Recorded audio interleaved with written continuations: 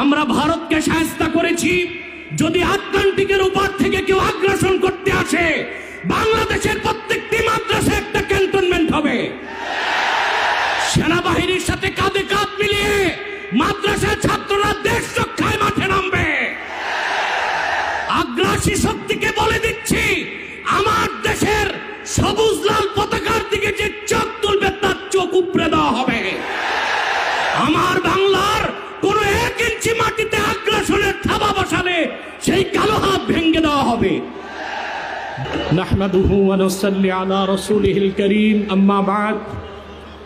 হেফাজত ইসলাম বাংলাদেশ কর্তৃক আয়োজিত আজকের মহাসম্মেলনের সম্মানিত সভাপতি হাজারাত উলামায়ে কেরাম, বাংলাদেশের বিভিন্ন প্রান্ত থেকে আজকের এই মহাসম্মেলনে আগত প্রতিটি মুমিন মুসলমানকে আমার হৃদয় নিংড়ানো ভালোবাসা, শুভেচ্ছা এবং অভিনন্দন। সম্মানিত সুধী,